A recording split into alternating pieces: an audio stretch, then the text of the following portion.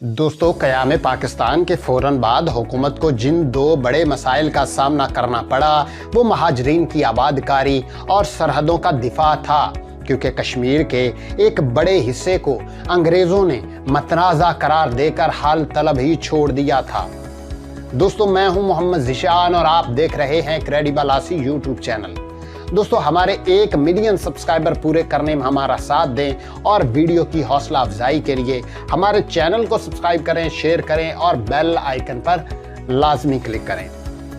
दोस्तों, कायद-ए-आज़म मोहम्मद अली जिन्नाह अगरचे सिपाही ना थे, लेकिन उन्होंने अपनी ज़हानत की वजह से महसूस कर लिया था कि एक ऐसे खुफिया इदारे का फौरी तौर पर क़याम अमल में आना चाहिए जो दुश्मन के अज़ाइम से बाखबर रहे और फौज के अंदर गैर महसूस तरीके से फैलकर इस बात का जायजा ले कि कहीं कोई दुश्मन हमारी सफ़ों में घुसकर हमें नुकसान पहुंचाने की कोशिश तो नहीं कर रहा।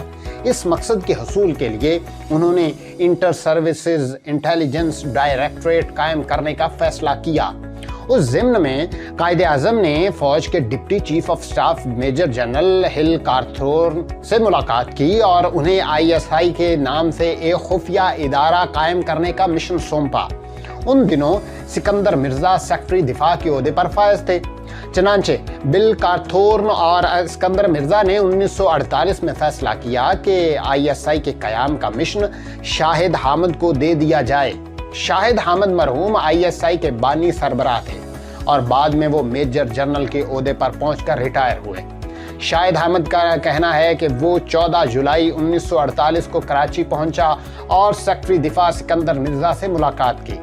सिकंदर मिर्जा के साथ उनकी दोस्ती काफ़ी पुरानी थी। मुझे deputy chief of staff Bill Cawthorne की महतहती में काम करने का हुक्म दिया गया। बिल कारथोर्न कबल अजीम शुमाली अफ्रीका और इराक में बतौर सेंट्रल इंटेलिजेंस ऑफिसर काम कर चुका था और इंटेलिजेंस के मामले में उनका तजुर्बा काफ़ी वसी था। शाहिद हामिद ने बिल कारथोर्न को बताया कि उन्हें बतौर इंटेलिजेंस ऑफिसर काम करने का कोई तजुर्बा नहीं, लेकिन चूंकि ISI के क़याम के लिए नज़र इंतखाब शाहिद हामिद पर पड़ी थी, इसलिए हिल कारथोर्न ने उनको हौसला दिया और इस बात का यकीन दिलाया कि ISI का क़याम उनके बस में है। आज ISI की हैसियत एक समंदर की सी है और ये नज़र ना आने वाली हुकूमत का दर्जा इख्तियार कर चुकी है। इससे कबल अमरीकी CIA इनविजिबल गवर्नमेंट के नाम से मशहूर थी, लेकिन ये एक हकीकत है कि 1979 से अब तक पाकिस्तान में जितनी भी हुकूमतें बनी और ख़त्म हुई उनके पीछे ISI का हाथ था। 1948 में जब ISI का क़याम अमल में आया तो उसके पास कोई मुलाजिम ना था, दफ्तर के लिए जगह ना थी, ISI में काम करने के लिए तजुर्बाकार स्टाफ मौजूद ना था। लेकिन उस बेसरो सामानी के बावजूद मेजर जनरल शाहिद हामिद ने ISI को परवान चढ़ाने का चैलेंज कबूल किया और बाद में जनरल अख्तर अब्दुर्रहमान ने अपनी हैरत अंगेज सलाहियतों की वजह से उस इदारे को एक नाकाबिले तस्खीर किला बना दिया। अख्तर अब्दुर्रहमान 1989 से 1987 तक ISI के सरबराह रहे, ताहम ज़ियाउल हक ने उन्हें ऐन उस वक्त ISI से अलग कर दिया जब अफगानिस्तान फतह चंद कदम के फासले पर रह गई थी। मेजर जनरल शाहिद हामिद ने तीनों मसल्ह अफवाज के ज़हीन तरीन अफसरान और मुलाजमीन का इंतखाब करके उन्हें ISI में भर्ती किया था। ISI में दफ्तरी उमूर की निगरानी करने के लिए सिविलियन मुलाजमीन की भी भर्ती की गई। साहबजादा यकूब खान जो बाद में वजीर खारजा बने, उन्हीं दिनों फौज में आला ओहदे पर फायज थे, ताहम जिन दिनों वो सिंगापुर में तैनात थे उन्हीं दिनों बरतानी हुकूमत ने उनको नाकाबिले एतबार शख्स करार देकर वहां से फारिग कर दिया, क्योंकि साहबजादा याकूब खान ने बरतानी हुकूमत और फौज की पॉलिसी से इख्तलाफ राय शुरू कर दिया था। लेकिन बिल कारथोर्न ने उस मामले में मुदाखलत की और साहबजादा याकूब को सिंगापुर की बजाय बर्मा में तैनात कर दिया गया। बिल कारथोर्न क़याम पाकिस्तान से कबल मिलिट्री इंटेलिजेंस के सरबराह थे। साहबजादा याकूब खान ने बर्मा में बड़ी मेहनत से काम किया, लेकिन एक मौका पर जापानियों ने उन्हें गिरफ्तार कर लिया और मौत की सज़ा सुना दी। ताहम اس سے قبل کہ صاحبزادہ یعقوب خان کو گولی ماری جاتی اتحادی افواج رنگون میں داخل ہو گئیں اور یوں صاحبزادہ یعقوب خان کو موت کے پنجے سے رہائی ملی۔ شاہد احمد نے قیام پاکستان کے بعد صاحبزادہ یعقوب خان کی ماتحتی میں کام کیا۔ شاہد احمد نے برطانیہ کا دورہ کر کے وہاں سے بے شمار ایسی کتب خریدیں جو سیکرٹ سروسز کے حوالے سے لکھی گئی تھیں۔ ان میں سے کئی کتب آج بھی ISI کی لائبریری میں موجود ہیں۔ ISI اور انٹیلیجنس بیورو کے درمیان قیام پاکستان کے ابتدائی ایام میں نہایت خوشگوار تعلقات تھے۔ خفیہ سروس کے یہ دونوں ادارے ایک دوسرے کے ساتھ زیادہ سے زیادہ تعاون کرتے تھے۔ کراچی کے ایک چھوٹے سے گھر میں ISI کا ہیڈ کوارٹر قائم کیا گیا تھا۔ وہاں اسکندر مرزا اکثر چکر لگایا کرتے تھے کیونکہ وہ شاہد احمد کے دیرینہ دوست تھے۔ اس لحاظ سے ISI کو براہ راست سیکریٹری دفاع کا بھی تعاون حاصل رہا۔ شاہد احمد کے مطابق ISI میں کام کرنے کے دوران میں نے نہایت لطف محسوس کیا، لیکن اس کے ساتھ ہی مجھ میں ایک عادت بھی پیدا ہو گئی کہ میں نے ہر کسی کو شک کی نگاہ سے دیکھنا شروع کر دیا۔ قیام پاکستان کے چند برس بعد ہی بھارتی حکومت نے ایک خوفناک منصوبہ بنایا جس کا مقصد کشمیر پر حملہ کر کے اس پر قبضہ کرنا تھا۔ اگر یہ سازش کامیاب ہو جاتی تو بھارت کی سرحد اسلام آباد سے چند کلومیٹر تک آ جاتی اور آج کوہٹا کے مقام پر جو ہمارا ایٹمی مرکز واقع ہے وہ بھارت کے براہ راست حملے کا شکار ہو جاتا۔ اس کے علاوہ یہ بھی ممکن ہے کہ ہمارے حکمران کو اپنا دارالخلافہ بنانے کا فیصلہ نہ کر پاتے اور قائد اعظم جس کشمیر کو ہماری شاہرگ کہا کرتے تھے وہ شاہرگ کٹ جاتی۔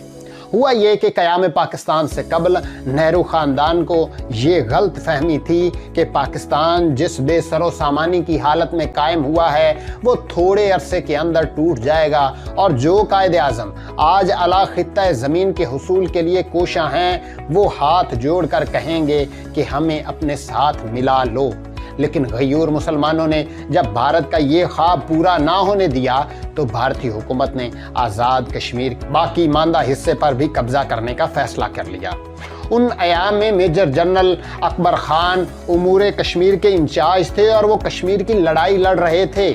میجر جنرل اکبر خان نے بعد میں لیاقت علی خان کو گرفتار کر کے اقتدار پر قبضہ کرنے کی ناکام کوشش کی، جسے راولپنڈی سازش کیس سے یاد کیا جاتا ہے۔ دوستو، راولپنڈی سازش کیس کا حوالہ ہم آپ کو بتا چکے ہیں۔ ایوب خان کو جب راولپنڈی سازش کیس کا علم ہوا تو انہوں نے فوری طور پر ملٹری انٹیلیجنس کے ڈائریکٹر مسٹر ظہیر کو طلب کیا۔ مسٹر ظہیر ایک انتہائی ذہین اور حساس آدمی تھے۔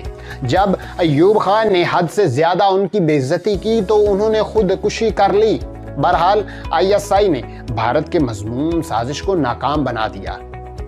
چونکہ شاہد احمد کے اسکندر مرزا کے ساتھ بہت اچھے تعلقات تھے، اس لیے جب انہیں بھارتی منصوبے کا علم ہوا تو انہوں نے فوری انہیں اس کے بارے میں آگاہ کیا اور حکومت پاکستان نے ہر ممکن حفاظتی اقدامات کر لیے۔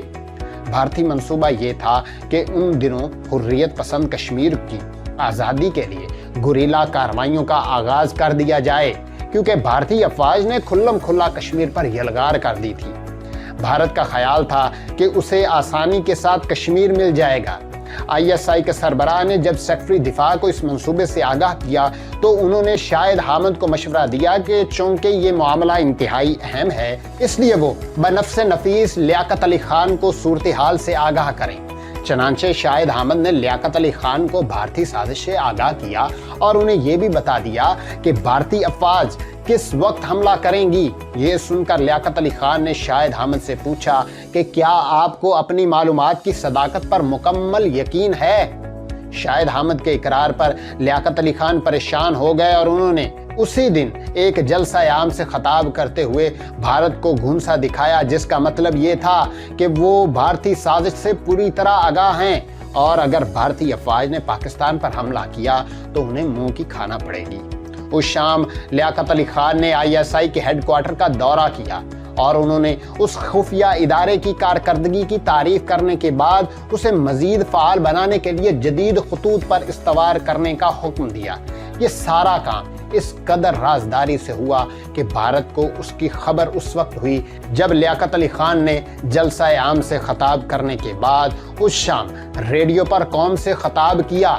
लियाकत अली खान की तकरीर सुनकर पूरी कौम हैरान रह गई। भारत ने पाकिस्तान पर हमला करने का फैसला तब्दील कर लिया। आईएसआई का इस नोयत का एक कारनामा ये बयान किया जाता है कि उसने 1986 में भारतीय मंसूबे ब्रॉस्टेक को अफशां किया, जिसका मकसद जंगी मशकों के दौरान पाकिस्तान पर हमला करना था। वाज़ेह रहे कि शाहिद अहमद जिन दिनों आईएसआई के सरबराह थे तो उन दिनों वो ब्रिगेडियर के ओहदे पर भी फाइज थे। आईएसआई के क़याम के चंद बरस बाद इस बात की ज़रूरत महसूस की गई कि सीक्रेट सर्विसेज में ख़वातीन को भर्ती किया जाए। चनांचे आईएसआई के हुकाम ने पब्लिक सर्विस कमीशन के ज़रिए ख़वातीन को आईएसआई में भर्ती किया। ये वो दौर था जब ख़वातीन की बड़ी तादाद अमली सियासत में सरगर्म थी।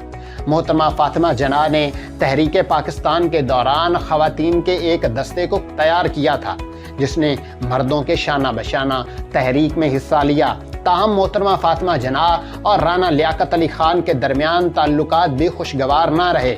मोहतरमा फातिमा जना और राना लियाकत अली खान के दरमियान अक्सर झगड़ा होता रहता था। कायद आज़म के इंतकाल के बाद राना लियाकत अली खान ने मोहतरमा फातिमा जना को मुख्तलिफ तरीकों से तंग करने का सिलसिला जारी रखा। ब्रिगेडियर शाहिद अहमद ने बेमन नेशनल गार्ड के दाग बेल डाली तो राना लियाकत अली खान उनकी तारीफ करते नहीं थकते थे। उस सिलसिले में राना लियाकत अली खान ने सेक्रेटरी दिफा सिकंदर मिर्जा को एक खत भी लिखा, जिसमें उन्होंने आईएसआई के खिलाफ इंक्वायरी कराने का मुतालबा किया। बहरहाल सिकंदर मिर्जा ने राना लियाकत अली खान की शिकायत को नज़रअंदाज कर दिया और यूं आईएसआई में ख़वातीन की भर्ती का सिलसिला शुरू हो गया। आज भी ख़वातीन की एक माकूल तादाद आईएसआई में मुलाजिम है, जबकि मुख्तलिफ तंजीमों से वाबस्ता ख़वातीन आईएसआई के लिए काम करती हैं। ताहम CIA, मोसाद और रॉ जैसी जासूस तंजीमों की तरह आईएसआई से वाबस्ता ख़वातीन को अहम मिशन के लिए इस्तेमाल नहीं किया जाता। गैर मुल्की जासूस तंजीमें ख़वातीन की बड़ी तादाद को तरबियत देने के बाद मुतल्लिका मुल्क में दाखिल करते हैं। ये जासूस ख़वातीन आला शख्सियात के साथ रवाबित कायम करने के बाद उनसे राज उगलवाती हैं। आईएसआई ऐसी मुतअद्दिद ख़वातीन को गिरफ्तार कर चुकी है जो गैर मुल्की जासूस तंजीमों के लिए काम कर रही हैं। दोस्तों, ये थी आज की वीडियो। अगर आप देखना चाहते हैं रावलपिंडी साजिश केस का अहवाल तो यहाँ पे क्लिक करें, और अगर आप देखना चाहते हैं पाकिस्तान की तारीख के बारे में तो यहाँ पे क्लिक करें।